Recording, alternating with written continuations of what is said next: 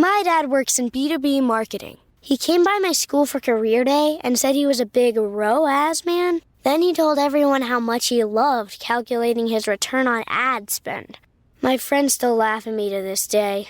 Not everyone gets B2B, but with LinkedIn, you'll be able to reach people who do. Get a $100 credit on your next ad campaign. Go to linkedin.com/campaign to claim your credit. That's linkedin.com/campaign. Terms and conditions apply. LinkedIn, the place to be, to be. Welcome to Mind Love, episode 268. Today's episode is all about honoring ourselves and Earth through Indigenous wellness practices. Because of the fact that our knowledge systems and our teachings and our wisdom has been so marginalized and our people have been so horribly stereotyped, it starts with being able to acknowledge that we carry knowledge just as much as any other person from any other culture does, that we carry wisdom, that we carry teachings that help and contribute and make a difference in the world, and that are not only interesting, but are things that people need. Our parents' generation revitalized a lot. And so for our journey is to take what was brought for us while we were growing up, but also to find out what is no longer being practiced, but still lives within the memories and the know-how of a lot of knowledge keepers and elders in our community. Turn up your frequency with Mind Love. Bite-sized brain hacks for seekers, dreamers, and doers. It's time to give your mind a little love with your host, Melissa Monti.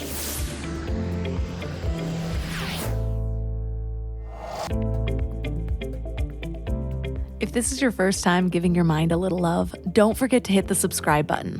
Mind love is a habit, and the more you give your mind that love and intention, the better you'll feel about yourself and your life. Plus, it's really a win-win because more subscribers means Mind Love attracts even more amazing guests to bring you their wisdom. So don't forget to subscribe. Isn't it funny how we have all this technology and progress to give us insight into things that we never had before? Yet somehow, all of this science and tech is just proving what the ancients already knew. It's happened with food and medicine and movement and nature. I said in a recent episode that it makes sense because long ago, there were less distractions. They had more time to ponder and gain insight instead of outsourcing it all to Google. Most of us can't even get to the local Walmart without turn-by-turn directions. And that makes sense too. We're used to grabbing our device for all of the answers instead of looking within ourselves, or better yet, asking for insight from the original source of all things, whatever you believe that power to be. Now, our connection to nature is turning on the sprinklers. Our connection to food is ordering our usual on Uber Eats. Our connection to community is scrolling through highlight reels on social. Our connection to spirit is Alexa. We're all doomed. So basically, we are more disconnected than ever from all the things that are truly important about existence. And then we wonder why we're sick and unhappy and triggered and lost. I've always been fascinated with Indigenous culture. There's something deep within me that yearns to live off the land with no tech, my feet in the dirt, bathing in the river while somehow magically heating it. Sowing my own oats. Indigenous history is the history of America, yet most of us know nothing about it, besides the lies they taught us in social studies. And even when we did learn the tragic truth, I never understood the actual scale of the genocide, which we will get into in the episode. We lost their Indigenous wisdom for a long time. In reality, it was stolen from us on purpose, because if we knew our real power, we wouldn't need to rely so heavily on everything that's marketed to us. And guess what? The same people that eradicated our knowledge of herbalism and the healing powers of nature in order to take over the pharmaceutical market are also the main funders of Google, just in case you decide to Google if this is true. At least there's a thread to pull on for your next rabbit hole. Anyways, the truth is, this knowledge wasn't really lost, despite their best efforts. It was hidden and suppressed, but like all great wisdom, it carried on, passing down through generations, despite the trauma they incurred. So today we're reclaiming ancient wisdom and learning to honor our whole selves and the land we live on through native wellness philosophies and practices. Our guests are Chelsea Luger and Thosh Collins, a husband and wife duo and the co-founders of Well for Culture, an Indigenous wellness initiative. They're also the co-founders of the 7 Circles, Indigenous Teachings for Living Well, a book that shares ancestral teachings and Indigenous ideas about health, wellness, and living in balance. So 3 key things we will learn are how different types of movement elicit different emotional responses, and how to use them to move through our emotions. The symbolism of the medicine wheel, and how it can remind us to view our healing holistically. And how to heal our connection with ourselves and nature with reverence and ceremony. Before we go deep today, I want to give you a little gift, and I want to give it to you every single day. It's called the Morning Mind Love. I know how life can be. You're all fired up after an inspiring episode, and then a new day or a new challenge comes at you, and it's just hard to keep up that energy. Well, the Morning Mind Love is kind of like an oracle from your higher self to help you start each day with a positive focus. Plus, when you sign up, you get 2 free gifts, a 30-minute binaural meditation and 30 days of journaling prompts to help you remember who you truly are. And it's all completely free. So join over 9,000 people and go to mindlove.com to sign up, or text the word morning to 33777.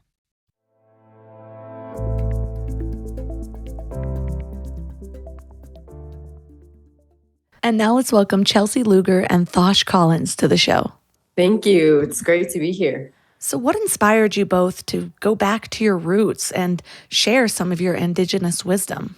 Well, growing up in our respective communities, Chelsea being raised on her reservation, the Turtle Mountain Chippewa people and around it, and myself growing up on my community, the Salt River Pima Maricopa community, a lot of what we wrote about in the 7 Circles are teachings that we're raised with. And as we started to get older and travel throughout Native country to different Native communities and learn from other cultural leaders in other communities, we kind of course, we already knew the similarities between all of our nations, but it was reaffirming to see how all the different life ways and practices of those different people were similar to all of ours and how they contributed to their people thriving. And so it was, for us, it's something that was always there for us. But as we started to become older and become more ingrained in dominant society, we seen that there was a need here to kind of pull these together and to make this like template for living well. And, we also learn a lot from Western science and technology, and we read studies, and a lot of them are proving what we as Native people have always known. So that's sort of how we came along to that. Absolutely. I think for myself, I was born and raised, within my community and brought up with my spiritual and cultural teachings and values and ceremonies, and then kind of probably veered away from that for a time as a teenager and as a 20-something, off to college and living in New York City and all that different stuff. And, struggling as all adolescents do with figuring out life and figuring out who I am. And it was just when my wellness journey really began to take hold in my mid-20s, I couldn't think about anything I was learning in mainstream wellness without attaching it to the cultural teachings that I was raised with. And it became so clear to me that Indigenous culture is wellness in so many ways. Our traditional values, our worldviews, our ways of life, we're so grounded and rooted in what people today are calling wellness. And so it was a really interesting and fun period of my life, kind of connecting the dots and beginning to understand it in that way. And then that's how our work, and eventually many years later, the book came to be. I find that the older I get, the deeper I got into wellness. It started with all the surface level things that were marketed to me. And then the more research that I did, I started feeling really called to holistic, more natural practices. It's what moved my husband and I out to the mountains. We were just feeling this calling to be closer to nature.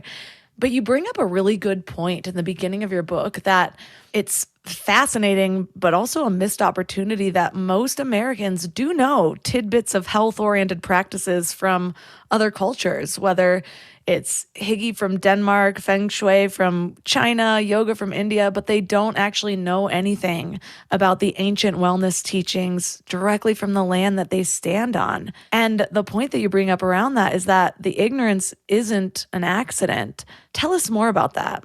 Yeah, so there's a long history of intentional erasure and stifling, and honestly, I would call it cultural genocide in the United States. Of course, that was a military effort, and that was a governmental effort, and that was, the church working hand in hand with those entities to stamp out Native culture. There was a long period of time where Indigenous cultural practices like ceremonies and songs and dances were not only frowned upon, but illegal, where a person could go to prison or die for practicing those. And that actually didn't legally change until 1978. So Thosh and I both have those hardships in our history. Our grandparents, not so long ago, that's how they were raised, with being shamed and being punished for practicing or their culture or for speaking their languages. That was through a system called boarding schools, or in Canada, it's called residential schools. So all that is to say, there is an intentional history of erasure of Indigenous culture in the United States and in really all around the world in different ways. And wellness is just one piece of that. And all teachings that are related to health and healing and living well is a part of that erasure. I am the type of person that goes down rabbit holes. And I remember years and years ago, it was one of the first rabbit holes that I went down. I think I was in college, realizing that the history I had been taught about Native Americans was not even close to true. And so it's something that, my snarky 20-year-old self would bring up at Thanksgiving, like, you know what we're celebrating, right? Or whatever it was. But Yeah. in reading your book, I realized how little I still knew. I mean, it's not like I've deep studied it, but I try to bring awareness to it. And the part that I didn't know is I had no idea how vast the genocide was. I had no idea that there were 20 to 100 million Indigenous people living in North America. And by 1900, there were only 200,000 left. That's way larger. And maybe it is the images. Maybe that was the point of all those dumb coloring book activities we did in second grade, where there's like 12 Native Americans at a table and 12 pilgrims, and I'm like, yeah, I knew about the genocide, but I did not know it to that scale. Yeah, absolutely. And you're not alone in that. I mean, even ourselves as Native kids growing up, we're subjected to the same, standard public school textbooks and stuff like that. And for us, like, learning all this stuff happened outside of school. It happened because of what we would learn from our elders or our cultural leaders and our parents, and what we would learn from reading books on our own and watching documentaries and going off to college. And even Native people, we have to make a very conscious effort to learn our own history because of how intense the effort was to stamp all of that knowledge out. Part of our personal journeys, our healing journeys is what we call it. And that's kind of a term used a lot in Native country, is that people refer to their life journey as a healing journey, because we're healing from the negative impacts of colonialism, which colonialism brought a disconnection from the land. And when Native people are disconnected from their land base, is because we're land-based culture. The land curates our culture. The land is what dictates how we eat and what animals that are closest to us are revered spiritually for what they provide for us as food or as shelter or a relative, plants, animals plants that we forage, seeds that we plant, when those are disconnected from a people and then also brought in was a Western religious ideology as well that would further separate the people and then also cause disarray amongst the social structures. So all of these things right here, that's what creates trauma and grief. And then one generation onto another, then we see that intergenerational trauma. So part of our healing journeys is our parents' generation revitalized a lot. And so for our journey is to take what was brought for us while we were growing up, but also to find out what is no longer being practiced, but still lives within the memories and the know-how of a lot of knowledge keepers and elders in our community. And in our own family, we've revitalized some practices, particularly around birth, around how we act during pregnancy. There's lots of teachings and protocols around that. And those are some things that we would hear growing up a lot, but we don't see it practiced because even our own people have been influenced a lot from dominant culture or Western medicine. And so some of these things are no longer being practiced. So part of our healing journey is really revitalizing those and making those the norm for our daughters and all other children of this generation. And the idea is that the next generation will implement more until we become more whole, more connected to the land, to one another, to the animal plant nations, and to the spiritual presence of everything. So, those are some parts of our journey with that. And that comes from what you had talked about, that erasure of our culture and identity. Mhm. Ooh, I have like 3 things from that I want to dive into. But and one of them is going to be the pregnancy aspect, given that I'm currently pregnant and I am planning a home birth. So I am on that holistic route.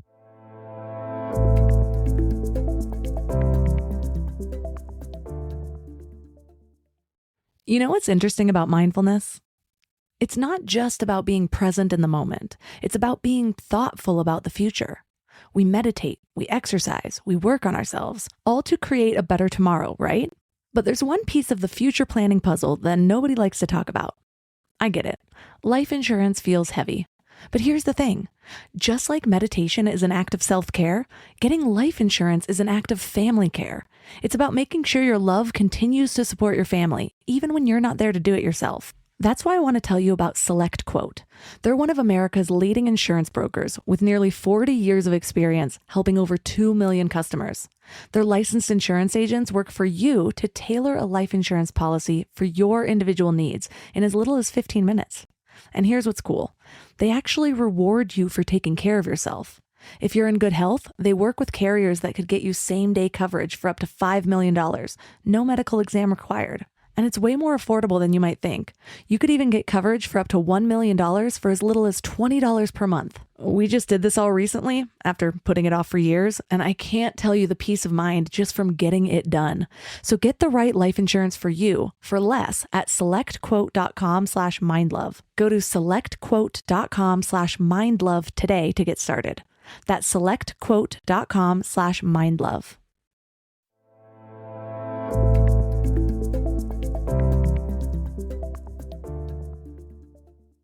I wanted to go back and just ask, kind of scratch my own itch, because it's something that I'm wondering how I'm going to face having children, knowing what I know, knowing the things I know are kind of different, very different than the things they teach in school.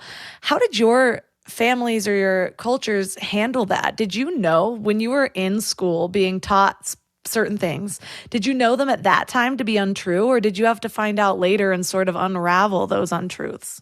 I would say most of it was kind of an unraveling that happened later on as you get older. When you're a kid, I think for me, being one of the only Native American students in a predominantly white school, it was just dealing with like the racist comments that I would hear. I grew up in North Dakota, so Native American people are the most predominant minority there. And so any racism or discrimination that I heard tended to be about my people. And it was just a matter of being frustrated and not understanding how to respond to that, or not having the knowledge or the right to be proud of myself and proud of who I was. And so I think my parents, when I would come home with those sort of days, they would just be very measured and very calm about it and just do their best to sort of give me a boost of confidence and tell me what they knew that could sort of help me get through those moments. And then it would be later on when I was in high school more so where I started to really read not just about Native American culture, but about social justice movements in general. Like I remember reading the autobiography of Malcolm X when I was probably 15 or 16, and it totally changed my life. And I started reading about the Red Power movement that happened alongside the Civil Rights movement with leaders like Russell Means and Dennis Banks and Anime Aquash and Leonard Peltier. And from there, I just started to take a deep dive into many different texts that taught about alternative histories, which I guess we could say are more like real histories that are just left out of the textbooks. Mhm. I Yeah, know. I hate that we have to say alternative. Yeah. Oh, it's Like unfortunate. alternative health is another big Right. thing. I'm just like, Oh, yeah. I agree with Absolutely. you there for sure. Yeah. And for me, it was kind of because our reservation, a lot of our students, we all got bused in to go to school in town. And then later on we would get a school on our community, not until like the early and mid 90s.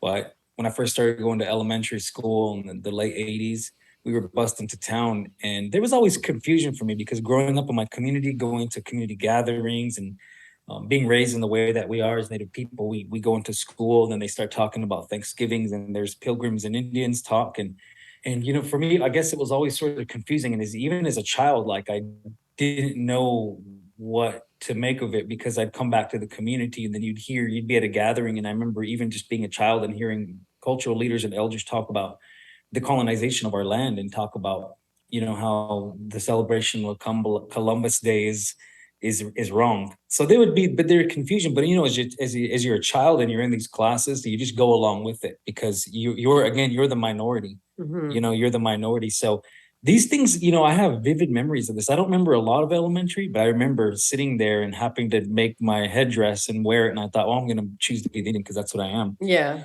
And you have those memories. And now I think back now just how disturbing and wrong that Yeah. is. I would never, ever allow any of our daughters or any of our Native children or any school to partake in that if I could. And that's still happening, unfortunately, today. But, you know, if that stuck in my mind from all the years, you know, to me that there's something there, there's some sort of a different trauma that's there that we don't usually perceive as trauma because it's confusion and it's there. It's sort of like pending for a lot of years until you start gaining the knowledge and the worldview to understand, you know, how wrong that was and how wrong that is on behalf of that public school system. Yeah, I actually have a picture of me as Sakakawea in our school play in second grade, and I was the only Native student in like the school. It was awkward. I do remember at the time thinking it was I agreeing with it, like of course I'm Sakakawea, I'm the only Native girl. But at the same time, I do remember also feeling very weird about it. So, yeah. it's such an interesting world that we live in. I am very in tune with as much as I can be and still have unlimited things to learn. And it's leading my family to want to homeschool. So we're going to do everything that we can to homeschool. Right now, my oldest is only 19 months. So I've got time to think about it, but I'm already part of the homeschool community in my little town and going on little field trips and things like that. But it's just, for me, the deeper you dig, the more you realize that it's hard to even, for me, it's hard to even trust when there's like a book or there's a gathering and it's like, oh, cool, people are waking up to this. And then you dig deeper and you're like, oh, guess who's funding this whole movement? The exact people who started the problem in the beginning. Who can I even trust around this? And so I love being able to talk to people like you that are authentic, that grew up in this area, that know what you're talking about, because so often it's so amazing how many advocates we have for things these days. But a lot of times you see advocacy groups that are all privileged white people. And it's like, where are you even getting your information from at this point? Like, at least have like a spokesperson or somebody to like source your info from so you know what you're saying. But one of the things that you said is that settler colonialism is at the root of a lot of our health challenges. Yeah. But even the ones that we face today, how is this still affecting us? Well, if we look at too what I call the diseases of modernity, all the cardiovascular disease, all the metabolic disorders, type 2 diabetes, cardiovascular disease, heart disease, and you know, cancer, the level of addiction today, anxiety, depression, the level of that and how that's so prominent today. And I think you know, a lot of people in dominant culture, they're constantly scratching their heads and asking, why is there a high incidence of this in the recent years in Western developed countries like the United States and Canada? But for us as Native people, we see it clearly that not only have Indigenous people been negatively impacted by industrialization, the globalization of certain products and ideas, but so have all of the descendants of the original settlers. And we see the prominence of these diseases from this age of convenience, this age of plenty that we are living in today, that not just us as Indigenous people are suffering from high prevalence of, type 2 diabetes, but really people worldwide are. And I think that the diseases of themselves are the physical manifestations of this, the physical manifestations of this out of balance, where all people in Western developed countries are experiencing a disconnection, a true disconnection to the land that they're living upon. And a connection to the land that one is living upon entails a foodways, foraging, hunting, fishing, planting food, and then doing that with family, together on the land. So there's three circles right there. You got your food, we have circle of community, family, and circle of connection to the land. With the absence of those, we're seeing the depression, we're seeing anxiety, type 2 diabetes, obesity, and such. We're seeing all of that, and that's really across this country and other places, Western developed countries such as Canada. And the disconnection of land and seeing the land as something separate than you, seeing the land as something that can be conquered and regulated and managed, has fostered this disconnect in people's minds, not just in urban areas, but even in rural areas. And so I think that that's been one of the many factors, I think, behind how colonialism has impacted people worldwide and affected their health. We have been looking into all of the ways to possibly grow our own food and to be more self-sufficient. And it feels like there's a great barrier to entry. It does feel like there's so much to learn. I live in California right now. It's hard to afford enough land for most people here to even grow a garden that feeds your family, let alone have animals. And we also have land in Michigan, and it's actually sort of a dream situation where it's over 100 acres that's all split between family members. So they actually have that community there, but no one's been the manager that goes in and it's like, okay, we all need to come together. Like, a few of them have their own gardens, and it's like, but look at all this land right here. Let's just create the community garden, the community animals, because doing it on your own, all of that, there's so many things to think about. And one of my cousins who's doing that is, she has goats and chickens, and I'm like, so how far off are you from being self-sustainable? And she was like, really far off. She's like, we have to order the grain from here. We got to do this. And I'm like, oh my gosh, there's like facets that you don't even consider. Right. And it's so interesting to think about that people just sort of settled on land and built homes and were able to be self-sufficient and grow things. Whereas why is it that somebody else can have land nowadays, but they're still ordering online for the grain to feed the animals? Like, it's just, we're just so disconnected. Yeah. And then once you get into that, once you start learning, okay, now I need to learn about soil health and learn about nutrients that go in the soil, and where am I going to get this water, and all sorts of other things that come into to planting seeds and taking care of it, and then the time it requires, and even the land, like you said, the cost of healthcare for animals, if they're going to be, raising animals. Then you start seeing all these issues are systemic, and then it's no wonder why many people are disconnected from these life ways and are dependent upon dominant society. We're dependent upon Amazon, the grocery store, all these means that are, taxing the environment. And how long can we do this? How sustainable are these ways of acquiring our household needs and our food and such? And you just see again the systemic, issues and the privatization of like large swaths of land that make it inaccessible for other people to be able to use it to sustain themselves. Then again, that I think to me that points back to this idea that colonialism has taken away a lot from everybody, not really just Indigenous people. So. And for me, this is sort of just pointing this out. I'm not claiming to have a solution, but it's something more people, I think, in dominant society should think about. I agree. I am very conscious of, our water supply. I'm like, really, they're putting this in our water, and and then our soil's depleted. And we seek out things like grass-fed meat and pasture-raised chicken and organic food. And then you see there's studies that come out and it's like, oh, even people that eat wholly organic still have glyphosate in their systems. And it just feels like you can't win. But I loved this quote that you mentioned from one of the elders in the Indigenous culture, from Wilma Mankiller, who made the conscious choice to lead a meaningful life by building on the positive attributes of her communities instead of focusing on the daunting set of economic and social problems.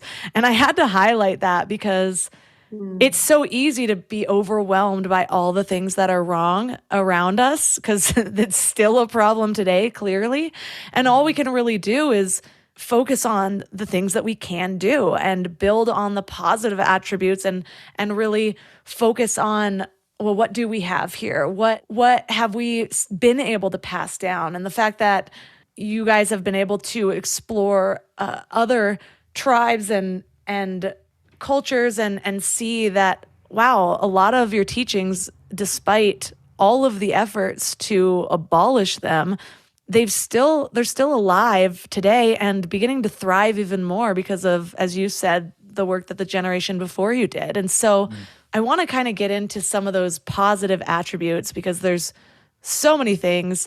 And the first thing that I wanted to touch on, though, is another point that you made, is that allies often ask, how can they help Indian country? And your answer is, you can't help us, but you can learn from us. Why is it that that's the best way to help?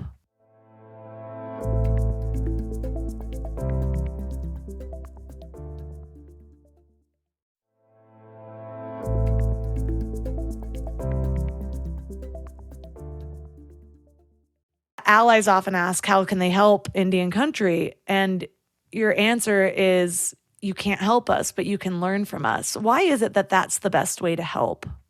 I think that's the best way because of the fact that we have experienced genocide, both actual genocide and cultural genocide.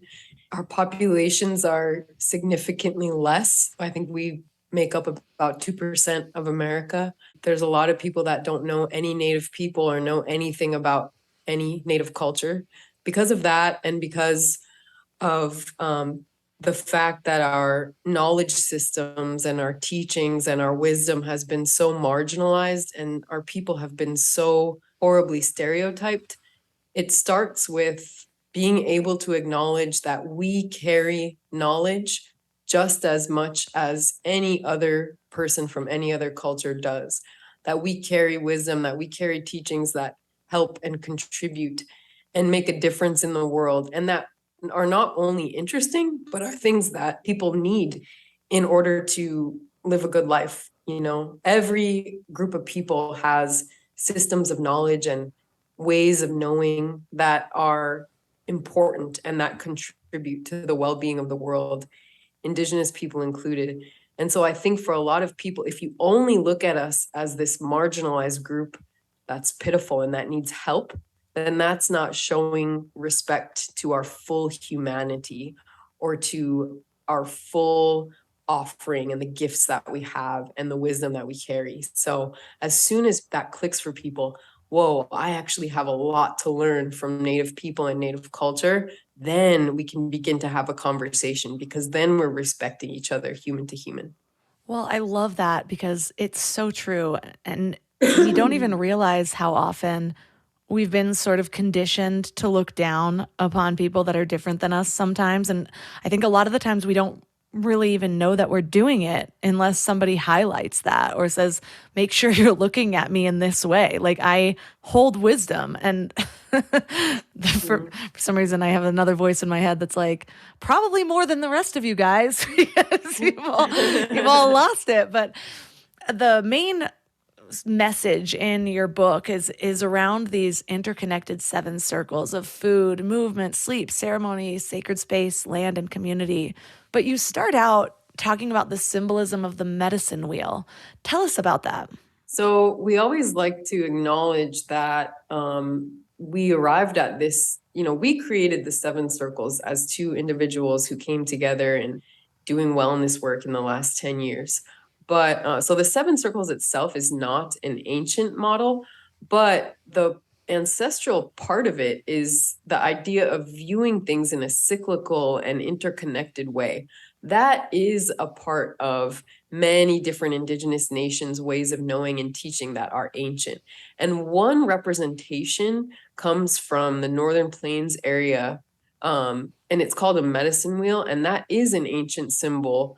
It's a circle divided into 4 parts, and each part represents mental, physical, spiritual, and emotional self. So growing up, having seen that symbol everywhere, from ceremonial regalia to even brochures in my mom's office, because she worked in Indian education, it's a symbol that it started in Sioux culture, Lakota, Dakota, Nakota, but it is a symbol that a lot of tribes today actually use to represent our understanding of interconnection and our understanding of balance, and that we have these 4 different parts. And it also acknowledges the 4 directions.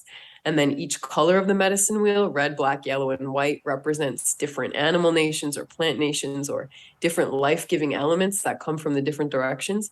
So all that is to say, growing up seeing the medicine wheel as such a powerful teaching tool for me to understand the way that my ancestors viewed life and viewed the world as an interconnected place, that helped me to understand health today and how to live a good life today, because the key piece is that interconnection and that sense of balance as opposed to perfection. And that is, I think, one thing that is missing from not just mainstream wellness, but from the Western world in general, where everything is put into lists or pillars or boxes. I mean, even the homes that we live in and the schools that we're educated in, everything is divided into boxes and squares and departments and categories. So interconnection, I think, is something that is a visual tool and a worldview that can really help a lot of people understand, why does their movement impact their sleep, which impacts their food, which impacts all of these other areas of our life. Yeah, and just thinking about the compartmentalization of many aspects in dominant society, I think that also trickles down, and that has an effect on people's thought processes in about everything. And that's why we see, well, there's mental health. There's always such a thing on mental health. We see that, dominant society. I watch on the news. They say back when the opioid crisis happened, they're looking at mental health. Now it's gun violence. They're always bringing up mental health, but there's so much more to it. There's the spiritual presence that our consciousness is connected to a powerful source that is in everything. It's in the grass, it's in the wind, it's even in the astros, it's in our bodies at a cellular level. And so I think that this is sort of our contribution to dominant cultures in encouraging everyone to think and see that interconnectedness between all aspects in our life, between you and people, between the natural world, between even the spiritual presence that is in each and every one of us that gives us life, the spiritual presence that's in sunlight, it's in air, it's in our cells, all of our cells. Everything moves in a cycle, right? Everything is cyclical in our body, to our mitochondria, to the seasons, to the earth. Everything is circular, interconnected. And that's why we made that 7 circles there, circular. And if you were to imagine 7 circles, you got food, you have, there's a circle and they're branching outward. One direction is food, another is sleep, sacred space, movement, ceremony, connection to land, connection to people. All those are branching out in different directions. And if you move one, if you wiggle one, you're going to wiggle the whole thing there. And at the center of that circle is you, the person, and you're made up of a spiritual, physical, mental, emotional state, all inextricably connected. And if the person sticks their arms out, then they make a circle around themselves. And within that circle is sort of, I guess, you can say, a philosophical idea of a circle that's around you. And there's people inside of there, like all of our loved ones, people you cherish, people you live with, people whose your healing journey has an effect on them. They're in that first circle. And then that outer circle is the greater community you're connected with. Say everyone, all the other families in your kids' homeschool community, that's community right there. Beyond that would be the greater world at large. So we're all interconnected, and the healing journeys of everyone, each and every one of us, has an effect on those around us and closest to us, and has this ripple effect outward. So we like to encourage everyone to think about this. It's many layers. It's spiritual, physical, mental, emotional. It's you, family, community. It's you, your home, it's natural world, it's the spiritual world. It's all these layers, that are sort of mashed together that we like to encourage everyone to think in those terms. I love the visual, or not just love the visual, but I really connect to that source, God, universe, however you want to visualize it for yourself, whatever resonates for the individual, and the life force that's within everything. I feel like I spent so many years unlearning the vision of God that I learned growing up. I was raised Christian, and it's not something that I align with anymore, although my parents do. And so I just always felt disconnected with that. And I think that's by design, where, it's like this thing separate from you. You are nothing without this. And there's truth to that, but you've got to know a deeper aspect of it. Like, you have to understand what that really means. And that visual of like a man in the sky takes it away from me. It's hard to really connect that. If it wasn't for my searching and understanding in broader spiritual philosophies, I don't think I would have that connection that I do today. And I can feel it deepening with every year, and also with more intention. And this last year, especially the last 6 months, I've just really deepened my spiritual connection. I just decided, like, what would happen? Like, I have these beliefs, I've studied all these things, I have a knowing and a belief. What would happen if I began each day with gratitude to God, to source? If I blessed my meals, if I was having a moment where I realized I was too in my head and I let it go and just decided to turn to my spirituality in that moment. And I've just been going really hard on it. Like, I guess not hard's not the right word, because it's more like dissolving into peace. But I've been really putting it at the focus of my attention. And I have been so calm this pregnancy, and like so at peace, despite the fact that a bunch of things have happened. The pregnancy itself has been pretty difficult. And I think part of that is this willingness, where I went a long time kind of raging against the system and being like, everything I learned was wrong. And then now I'm just like, okay, what is there for me? And I can be in a conversation with somebody, and they might have a very strong opinionated belief of something that I just don't believe anymore. But I'll sit there and I'll think, well, what's in this for me anyways? Like, what is there to receive? And I really loved the visual that you guys added about fool's crow hollow. It's hard to say fool's crow's hollow bone theory. Tell us about that. So Fool's Crow was a medicine man and a Sundance chief. Sundance is a ceremony that comes from the Northern Plains region as well. Dakota, and Lakota people, and then a lot of other nations today practice it as well. But he was instrumental in my own lineage, in that my dad, after being raised in the Catholic Church, found Fool's Crow's Sundance and was able to relearn and reconnect to our Lakota spirituality when the Catholic Church wasn't working for him anymore. And I should mention that during the 1960s, 70s, 80s, that was a huge period of reclamation for Native people all around Native country, who were reconnecting and letting go of that fear and that trauma that they were raised in after being literally having our culture beaten out of them by these religious systems. And so anyway, my dad was just one part of that. I mean, there was thousands of Native people across the country reconnecting to their spirituality at that time, which is the reason why I was able to be raised with my own. So anyway, Fool's Crow says that everybody is a hollow bone. You can visualize yourself as a hollow bone, or a vessel which teachings can work through, and Creator works through you. And if you live your life in a certain way, you're able to accept and to pass on good teachings and good ways of life. If you demonstrate good values, then you can receive the things and pass them on that allows you to live in balance and to live happy and good life. And we're all hollow bones. And what are we taking in, and how are we passing that on? And that's really up to us. And nobody is above or below anyone else. We're all equal, and we're all just common people. And if there's any power, quote unquote, it's it's within us, and it's within our ability to practice good values and to absorb good teachings.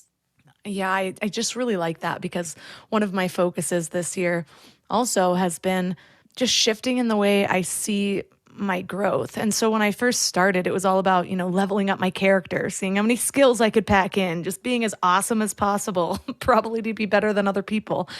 And then now, just I think with help from my spiritual path, I'm really just seeing that as the means of change. Whereas I thought change was forcing things before, now it's being and allowing and just trusting that the way that my energy resonates is what's creating the change. And if I'm holding that, then yes, I might be inspired to action and inspired to do things. It's not just about sitting around and doing nothing, but I think it comes from a really different place and it feels differently to me when I'm actually going at it. But I know that for a lot of people, they're so set in their ways, or they're so conditioned or indoctrined, however you want to look at it, with the typical Western way of life, that even talking to them about something like, oh, well, these food ingredients are kind of poison or something like that, like, or avoiding this or going more towards holistic type foods or eating more from nature, it just feels so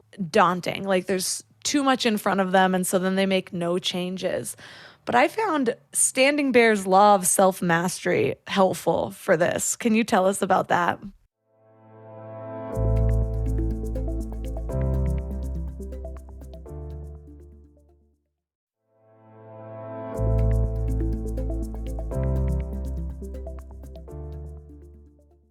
I found Standing Bear's law of self-mastery helpful for this. Can you tell us about that?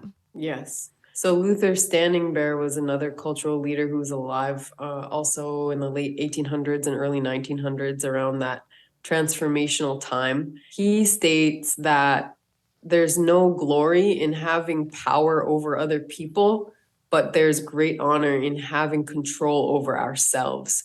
And so I found that really useful embarking on my own wellness journey. And I think about it almost every day, because kind of like you were talking about earlier, there is a lot in this world that we can't control. And we shouldn't even want to control too much outside of our own circle, because, who are we to do that? And I think that when we're able to sort of let that go, then we're able to melt away a lot of our stress and a lot of our worry, and kind of trust the process and trust other folks to sort of get on their own healing journeys. And if we focus on self-mastery, or just as opposed to feeling like, okay, I have to follow all these rules that X, Y, and Z entity puts out, otherwise I'm going to go to hell, or otherwise otherwise I am not the perfect person following this diet, or whatever it may be. If we let go of kind of those type of frameworks, and instead we just say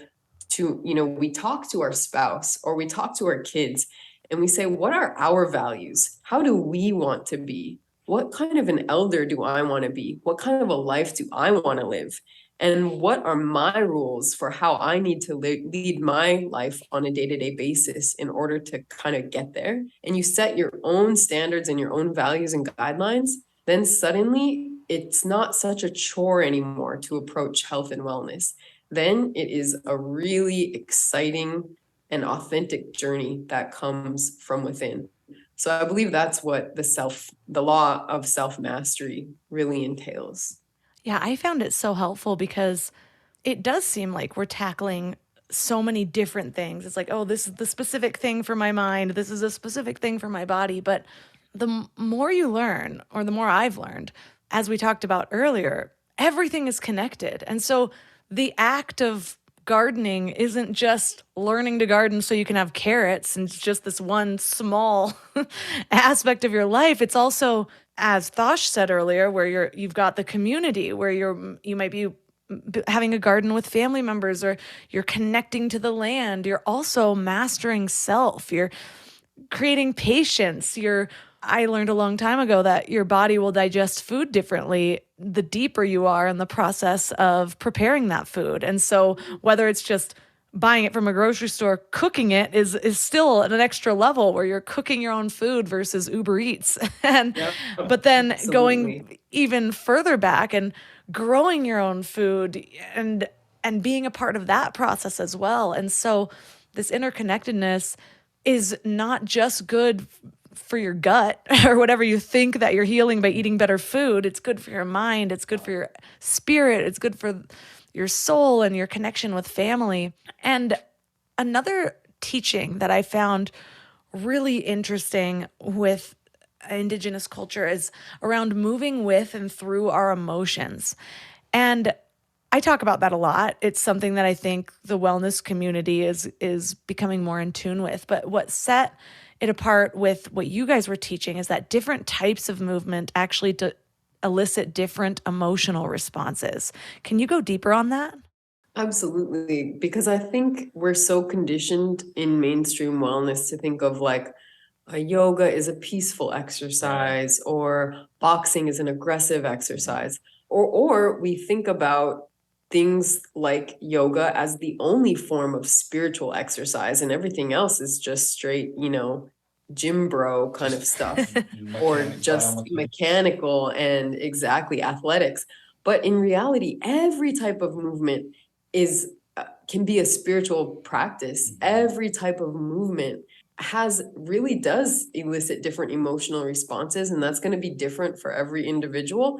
But I think it's so important for people to realize that, because we do have different emotions as the days and the hours go by, and different things come our way in life. And so what a powerful tool movement can be if we learn which of these different movements impact our emotional and mental health in different ways.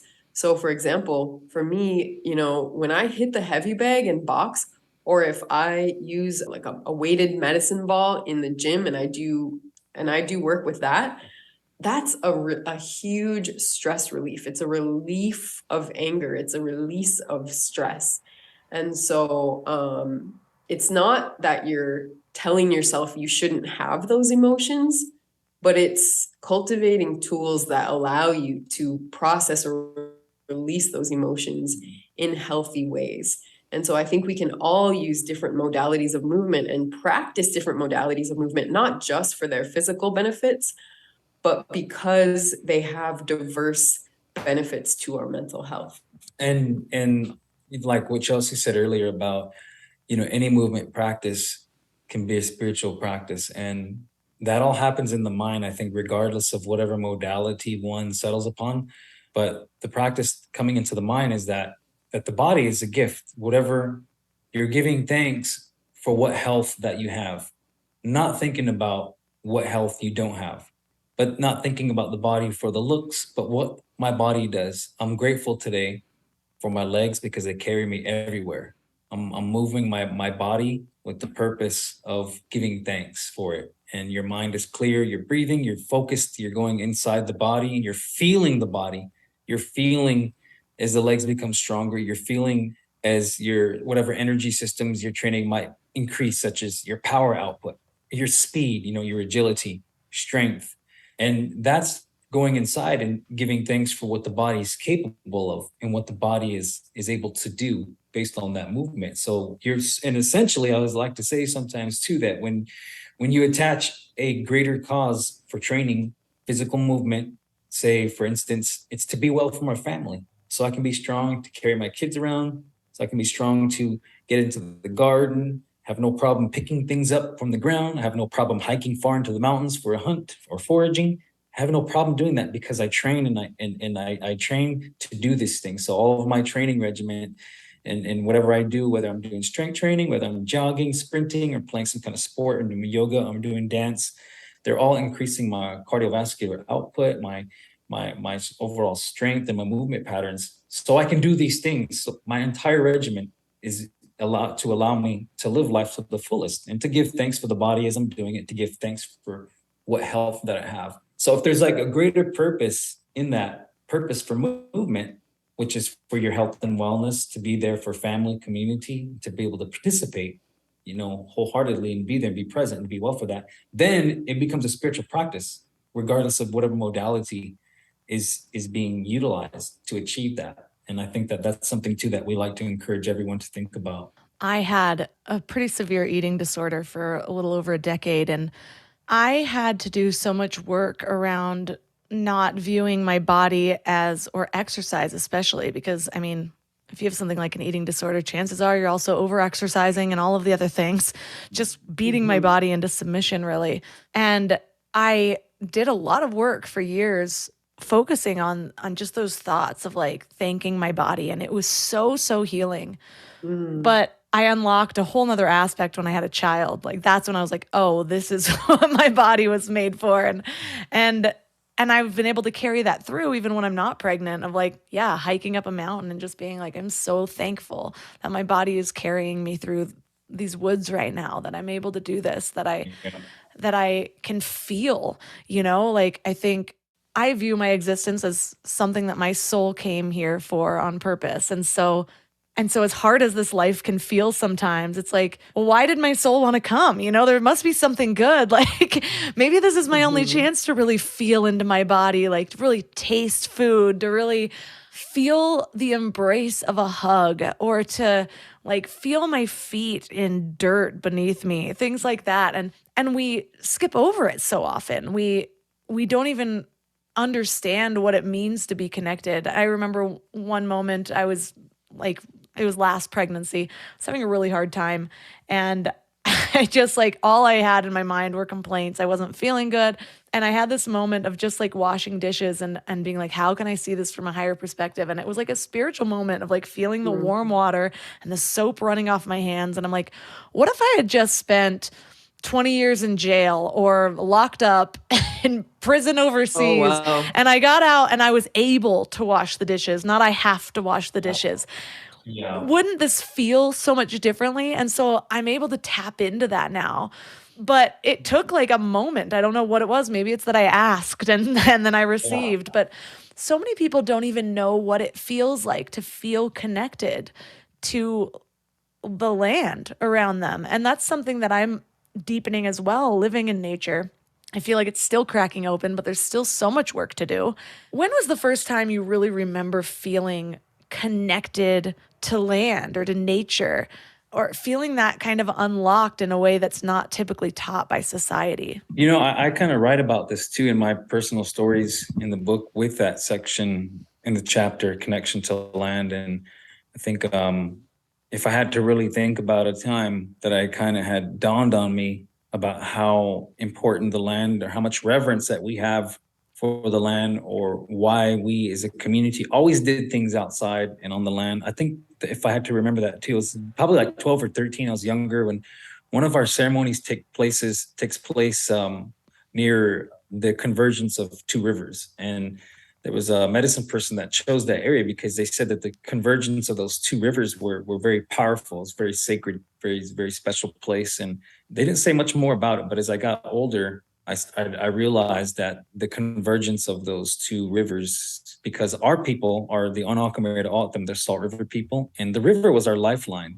And when it was taken away, pretty much dammed up by the state in the early 1900s, that's when we seen the devastating and the downstream effect that it had on the health of the people there. And that's when we've seen a high prevalence of type 2 diabetes, because the people were no longer able to yield that water to their fields to plant all of the foods that they've been planting for thousands of years. Our people did agriculture long before settlement. And so they were unable to access that water. So that's one reason why I realized later on that they said that that area was very special, it was very powerful, and we should have our gathering by there, because you're gaining that power and you're getting an understanding. But as a kid, listening to them talk about that, and then kind of looking at the river in a new sense, because before that, most of the time we attended the river was for like recreational. We have a section on the reservation where it's only open to just us citizens of our nation, our community. And so for me, there was always, every summers, our family would pile up and go to the river and go with other families, meet there, and we'd have our gatherings there, and we'd have social gatherings and such. It was fun. But when my parents started bringing us back into ceremonies, then we would have a lot of those things there on the land. So for me, it was like a realization, like, oh, I was looking, I remember it was dawn, the sun was coming up. And I remember just looking again over the land because we're at a high point and just admiring the beauty of it and seeing it differently. But as we get older, then we start, in the recent years, like in the past, like 10 years, when we really started to bring back a lot of our food ways, then there was another level of understanding about food ways and coming from the land and connecting to the land at a deeper level, and seeing food is not just something as nutritional value, but seeing food is something that connects us to the land there. And we're learning all about the land around us, how it's all interconnected, the natural world, from the microorganisms in the soil to the seasons, that the effect the seasons have on the plants and, the animals and their migration and such like that. But when we started getting involved back in that and foraging, farming, hunting, acquiring our food, then that for me it was another level of understanding of the importance of food. And that was in the last decade, and then so the more I get older and we do it and we're sharing it with the daughters, then we kind of also see like a new level of it as well.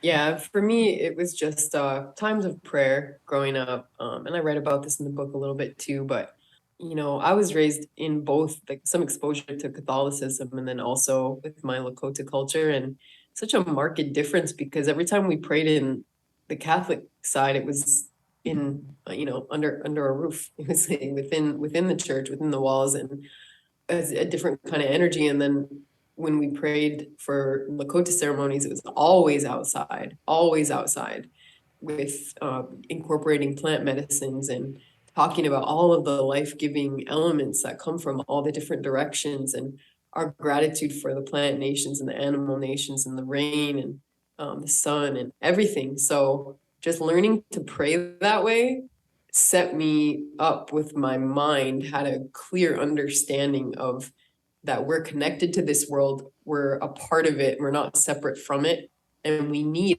all of this stuff that brings us life. It's our responsibility, but these are also our relatives, all of these different things around us. So that actually tees up perfectly the final thing I wanted to talk about, because I think a big thing that we've lost, that most people don't even really understand what it is these days, is reverence. And I know that ceremony is one of your sacred 7 circles.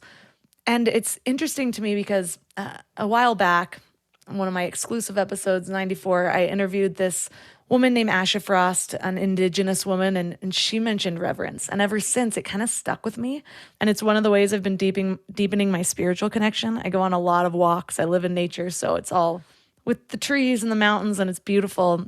And it's just been my goal to deepen my spirituality. And so I've been starting simply, where I just actually ask, like, instead of expecting to feel that immediately, I will ask, like, show me God in this, or show me source in this. Let me feel that. Yeah. And it's almost like magic, where all of a sudden it's like things start to sparkle, I don't know if you've ever taken a little bit of mushrooms, but like taking a little bit of mushrooms, and then things just start to look a little bit more dimensional and colorful.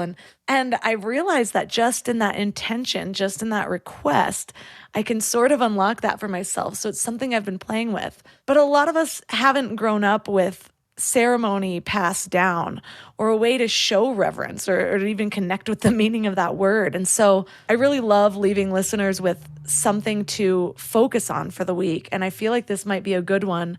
If they were to bring either ceremony or reverence into their lives, what would be one thing or a way that they could possibly unlock that without the deep history that you guys have, or even something that they could adopt if that's not appropriating? Yeah, and it is important, that we all kind of establish an authentic connection. And cultural appropriation doesn't help anyone because it's just performative stuff, right? So we definitely don't encourage like a mimicry or a copying of Indigenous ceremonies. And there's a reason why so many of our ceremonies are private and stuff. But when we talk about this ceremony chapter and the ceremony circle, within that, there's so much more than that anybody from any walk of life can connect with. And for me, the main answer the first thing that comes to mind is, I would say, silence. We live in a very, very noisy world today, visually noisy, audibly noisy, energy wise, it's noisy. We need to actively find time to quiet our minds and to quiet our surroundings and to get comfortable with silence again. And when I read so many historical texts and when I speak to elders from many different tribal nations, they all say the same thing about, and I think that people from non-native cultures would say this too, is that life was quieter and there was more peace before the infiltration of technology in every single thing that we do. And people today can't even go 5 minutes without looking at their iPhone. And that is a real problem. So to be able to disconnect, to be able to sit in silence, and you don't have to do anything but that. You don't even have to call it meditation if you don't want to, because for some people, even that sounds intimidating. Just say to yourself, silence, no noise right now. And it's okay if your children are making noise, and it's okay if, you hear things outside or whatever, but to the degree you can, to find time for silence and to be comfortable with that, that's a big step that a lot of people, it would change their lives if they would embark upon incorporating that into every day. Yeah, and I like that you bring up reverence, and that's really important to recognize that. And reverence is at the core of ceremony. We do ceremony because we have reverence.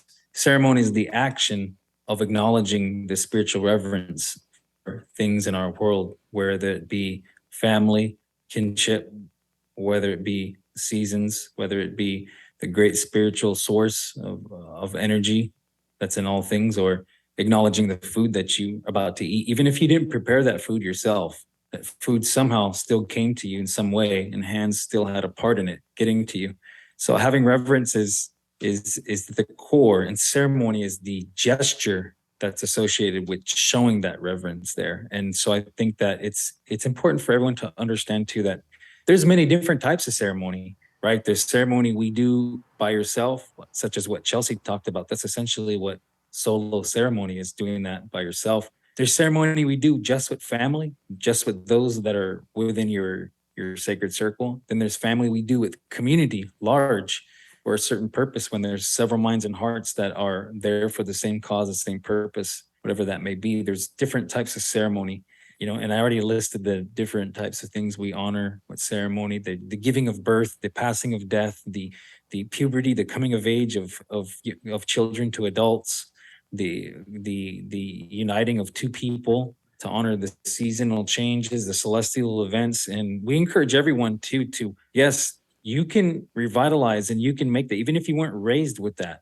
It's a human thing to acknowledge these things. Long before industrialization, long before Western religious was used as a way to control people, people all across the world conducted ceremony in this sense since the dawn of time. And people can come back to that. People can find what is ceremony for them, and how do they practice that in their own way without appropriating. Like Chelsea said, if we're appropriating from other cultures, then it becomes performative. They're simply going through the motions without the understanding of why the ceremony is happening, what the intent is, what the desired outcome is, and for who. And so those are the really important elements too of the ceremony. Why is this being done? What's the outcome? And who is it being done for? And where is it being done for? So I think people can ask themselves that, and they can revitalize that. They should give themselves the power to revitalize what that is for them. And then that can become family tradition, for the next generation.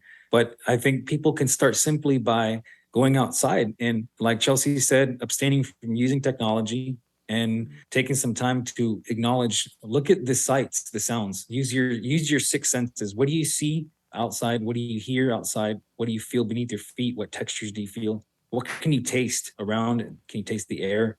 What do you smell? What does everything smell like? And what is the overall spiritual feeling of that? And that's, I think, good way of being present and being mindful of those surroundings, and turning off technology, quieting the mind, and just breathing, acknowledging air as a gift. Someone can do that for themselves there, and just make that something that they do regularly. And then they do that with the family too. I think something as simple as that's ceremony. And that's a good way, I think, for people to kind of get introduced into this having this reverence, and seeing themselves as part of this network and not separate from it.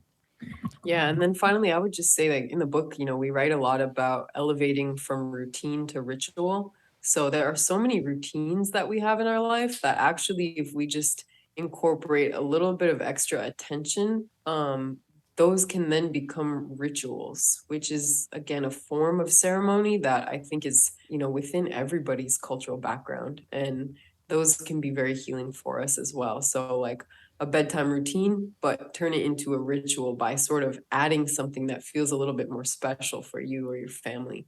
That kind of thing is how we incorporate ceremony into our day-to-day life. I have a morning ritual. It's about 2 hours long. It's my favorite time of the day, but Yeah, I that's love those great. explanations because I've always had like a deep respect for Indigenous cultures, even learning the false history back in the day. I remember being like, wow, how amazing would that be? And I've always had like this kind of inner longing, like, "Ah, I wish I would have grown up like that, like living off the land, foraging, things like that is just always called to me. And so the point made about like, just adopting these things and how that's appropriating, it makes so much sense because it's like, but why? Like the inner child in me is like, but why? I just want to be like you. But the thing is that connection to source is available to everyone. And so the way that these rituals and ceremonies were created originally was because people took the time to connect personally and to ask what they should do and to develop these things. And that is available to all of us. What is our connection to source inspiring us to do? How do we feel called to connect to the land? How do we feel called to pray or meditate or however you visualize being in silence and connecting to that greater power? And making it a mission to develop that rather than just learning and copying from other people, because that's going to be such a deeper connection than anything that you copy from, a checklist in a book or seeing other people do. And so thank you so much for bringing this wisdom to us, because there's just so much in it. There's all of the 7 circles we can go so much deeper into. And so for listeners that are interested in doing that deep dive, where is the best place for them to connect to find your work and your book? Thank you so much. Anyone can find our work at wellforculture.com, which is our website. And from there, you can also find links to where to purchase our book, which is called The 7 Circles, Indigenous Teachings for Living Well. It's also available to view. The links to purchase are through the HarperCollins website. And you can find me on Instagram at chelsea.moves. And you can find Thosh on Instagram at thosh.collins. And we also have a shared page called Well for Culture. Other than that, we're not too active on any other social media, but we do have a podcast as well. And we're just really grateful for anybody who's interested in listening to or reading our book.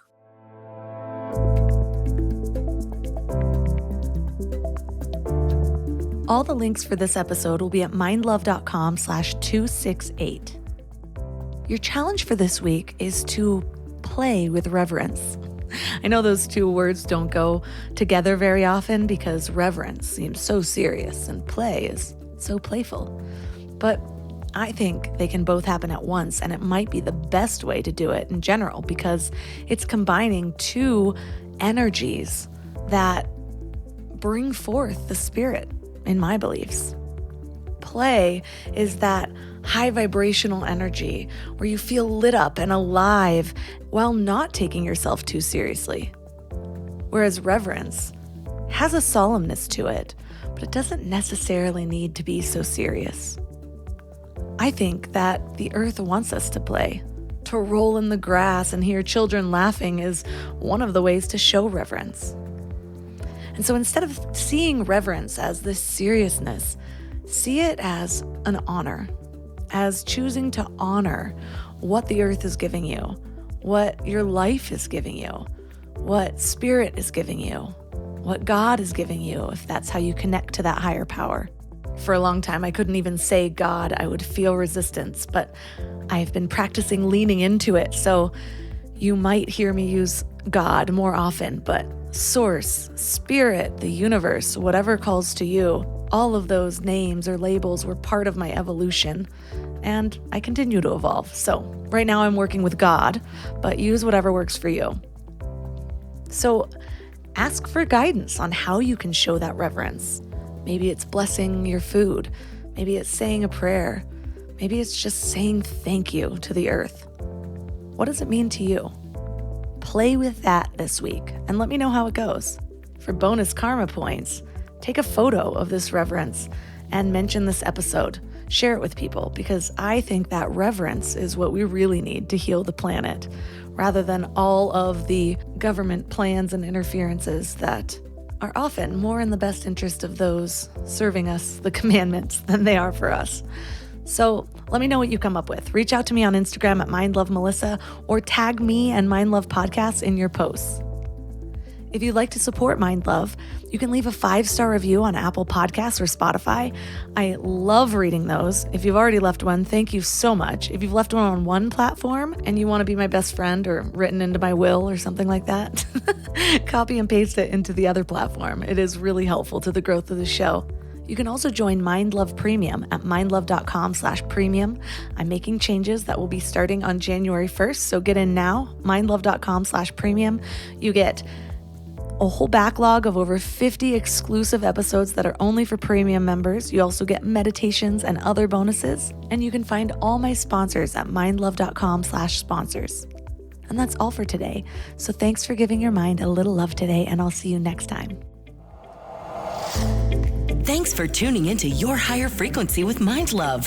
Head to mindlove.com for a free gift to keep your vibes up until next week.